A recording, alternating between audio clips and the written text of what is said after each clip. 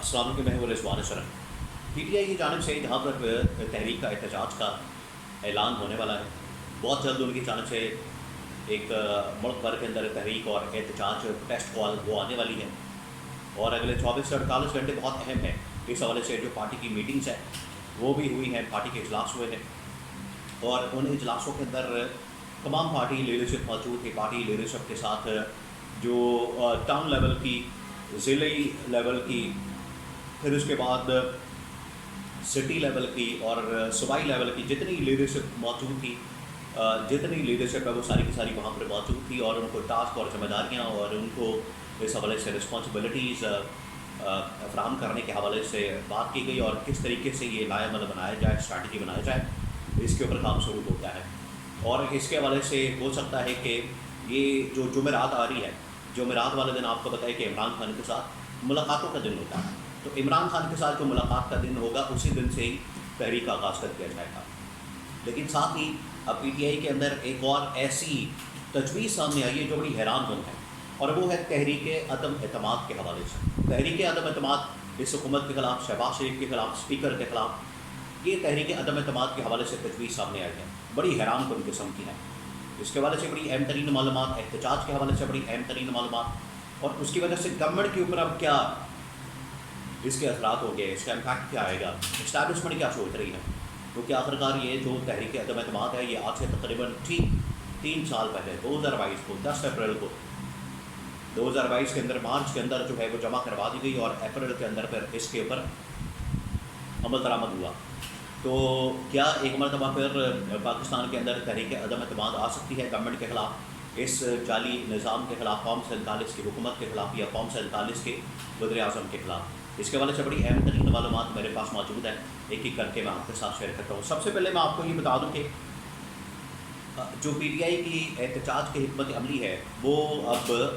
سامنے آئی ہے، اور اس کے 2-3 پوائنٹس ایک ایک کر کے میں آپ کے ساتھ شیئر کرتا ہوں۔ سب سے پہلے یہ کہ تمام جو لیڈرشپ ہے اس کو یہ پیغام دیا گیا، اس کو بتا دیا گیا، اس کو اس حوالے سے کہا گیا، ذمہ داری دی گئی، ٹاسک دیا گیا، ان کو یہ کہا گیا کہ اب آپ نے سڑکوں پر آنا ہے۔ اور یہ پارٹی نے بھی فیصلہ کیا، اور عمران خان کی جو بہنیں ہیں انہوں نے بھی اس حوالے سے پارٹی کو کہا کہ جتنی لیڈرشپ، خاص طور پر جتنے پارلیمنٹیرینز اس وقت پارلیمنٹ کے اندر موجود ہیں، قومی اسمبلی کے اندر، سینٹ کے اندر، پنجاب اسمبلی کے اندر، کے پی اسمبلی کے اندر، یہ وہ تمام لوگ ہیں جو کہ عمران خان کی ٹکٹ کے اوپر، عمران خان کے ووٹ کے اوپر، عمران خان کے سپورٹ کے ساتھ یہ ایوانوں کے اندر آئے ہیں۔ یہ ایوانوں کے اندر جو اس وقت بیٹھے ہیں، یہ صرف اور صرف دیکھیں، یہ بہت بڑی بات ہوتی ہے۔ آج بھی جو عمران خان کی مقبولیت ہے وہ آسمان پر ہے۔ اس سے آپ اندازہ کر لیں کہ یہ جو جنگ ہوئی ہے پاکستان انڈیا کے درمیان، تو اس کے بعد پورے پاکستان کے اندر یہ کہا جا رہا ہے کہ جو فوج کی مقبولیت ہے، اسٹیبلشمنٹ کی جو مقبولیت ہے، یا جنرل عاصم کی مقبولیت ہے، آسمان پر ہے۔ چل یہ بات تو ٹھیک ہے، یہ ایک فیکٹ ہے، حقیقت ہے، اس سے انکار نہیں کیا جا سکتا۔ لیکن بات یہ ہے کہ اگر آج ووٹ ہوتا ہے، ووٹ سے مراد کہ آج اگر الیکشن ہوتا ہے، آج انتخابات ہوتے ہیں، آج لوگوں کو ووٹ کاسٹ کرنا پڑتا ہے، تو آپ دیکھ لیں اس میں سب سے زیادہ ووٹ جو ہے عمران خان کو ہی پڑے گا۔ اس حوالے سے بہت سارے لوگوں نے، بہت ساری ویب سائٹس نے اور بہت سارے پلیٹ فارمس نے اس حوالے سے ایک پول کروایا، اور اس پول کے اندر بڑے حیران کن قسم کے نتائج سامنے آئے۔ اس کے اندر لوگوں نے عمران خان کو ہی ووٹ دیا کہ ہم عمران خان کو ہی ووٹ دیں گے۔ یہ تقریباً 90% لوگوں کی بات کر رہا ہوں۔ تو یہاں سے آپ اندازہ کر سکتے ہیں کہ عمران خان کی پاپولیرٹی آج بھی برقرار ہے، اور اسی پاپولیرٹی کو کیش کرنے کے لیے پی ٹی آئی نے فیصلہ کیا ہے کہ جو تمام کی تمام لیڈرشپ ہے ٹاپ لیول کی، خاص طور پر جتنے M L A, M P A, senators ایوانوں کے اندر موجود ہیں، ان کو باہر نکالا جائے،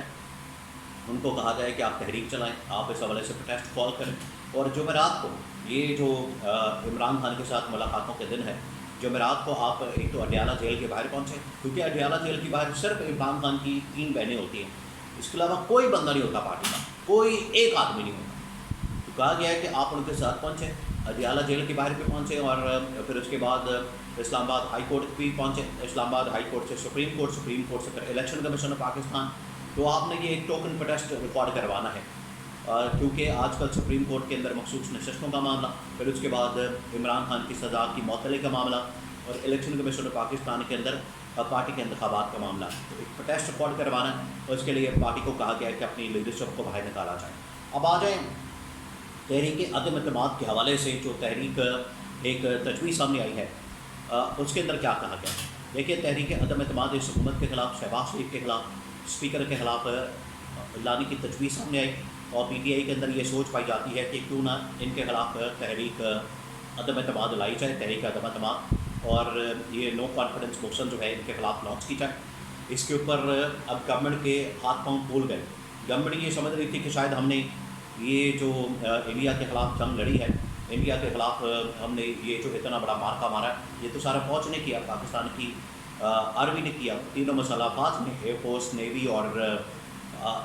آرمی نے کیا۔ تو شہباز شریف تو اس وقت سوئمنگ کر رہا تھا، شہباز شریف سوئمنگ کر رہا تھا اور نواز شریف رائے بن کے اندر موجود تھا۔ تو دونوں کا تو کوئی کردار نہیں، نہ کوئی بیان دے سکے، نہ کوئی بات کر سکے، نہ کوئی اسٹیٹمنٹ دے سکے، نہ مودی کو للکار سکے، وہ وہاں سے للکارتا رہا۔ تو انہوں نے سمجھا کہ یہ اب 5 سال کے لیے یہ بھی پکے ہو گئے، پکے کوئی نہیں ہوئے، یہ کسی وقت بھی ان کو گھر بھیجا جا سکتا ہے۔ تو اس کی وجہ سے ان کی ٹانگیں کانپ رہی، ان کو اندازہ ہو گیا کہ اگر تحریک عدم اعتماد آ گئی تو اس سے کم از کم ہم فارغ ہو جائیں گے اور ہماری چھٹی ہو جائے گی۔ یہ ان کو پتہ چل گیا، ان کو بتا دیا گیا اور ان کو پیغام مل گیا۔ یہ اصل میں اسٹیبلشمنٹ کی جانب سے ان کو پیغام دیا گیا اور ان کی جانب سے یہ خبر آخرکار چلائی گئی، سامنے آئی ہے کہ آپ کے اوپر تلوار لٹک گئی ہے۔ کارکردگی دکھائی، کیونکہ اب ڈپلومیٹک محاذ کے اوپر، اکنامک محاذ کے اوپر پاکستان میں سیاسی معاشی استحکام کے لیے اور عدالتی استحکام کے لیے بڑا ضروری ہے کہ اب گورنمنٹ پرفارمنس دکھائے۔ اسٹیبلشمنٹ نے، پاکستان کی فوج نے، نیوی نے، ایئر فورس نے جو پرفارمنس دکھانی تھی وہ دکھا دی۔ اب یہ گورنمنٹ کے اوپر ڈپینڈ کرتا ہے کہ گورنمنٹ کیا کرتی ہے، تو گورنمنٹ کی ذمہ داری ہے۔ اگر گورنمنٹ یہ ذمہ داری پوری نہیں کرتی، پرفارمنس نہیں دکھاتی، کارکردگی نہیں دکھاتی، تو پھر گھر جائے۔ پھر یہاں پر بیٹھنے کا فائدہ کیا؟ پھر ان کو کس مقصد کے لیے بٹھانا ہے، ان کا اچار ڈالنا ہے، یہ کس مرض کی دوا ہے، تو پھر گھر جائیں۔ تو یہ ان کو پیغام دیا گیا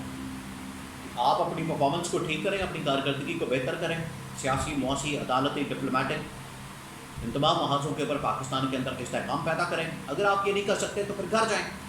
پھر آپ کا کوئی فائدہ نہیں ہے، آپ کو رکھنے کا کوئی فائدہ نہیں، پھر آپ کا رہنے کا کوئی مقصد نہیں، آپ کا رہنے کا کوئی تک نہیں بنتا۔ یہ ان کو پیغام دیا جائے۔ تو تحریک عدم اعتماد والی جو تجویز ہے پی ٹی آئی کے اندر سے، اس کو باہر پھر پبلک کیا کہ عام کیا گیا، میڈیا کے اندر چلایا گیا، صرف ان کو یہ بتانے کے لیے کہ آپ اپنی کارکردگی کو بہتر کریں، کارکردگی کو دکھائیں، ورنہ پھر گھر جائیں۔ تو گورنمنٹ کی ٹانگیں کانپ رہی ہیں، اسٹیبلشمنٹ کو اس بات کی فکر نہیں، پرواہ نہیں، وہ کسی کے ساتھ بھی کام کر سکتی ہے، اور ان کا کام، اصل جو کام تھا وہ دیکھیں کتنا زبردست انہوں نے کیا، سرحدوں کے اوپر ملک کی حفاظت کرنا، وہ انہوں نے بڑا زبردست انداز سے کام کیا اور اس کا کریڈٹ ان کو جاتا ہے، اور اس کی وجہ سے پوری پاکستانی قوم ان کو سلام پیش کرتی ہے۔ لیکن یہ گورنمنٹ اب دامن ڈول ہو گئی، گورنمنٹ کسی وقت بھی جا سکتی ہے، اور یہ ان کو پہلا پیغام جو ہے باقاعدہ طور پر دیا گیا۔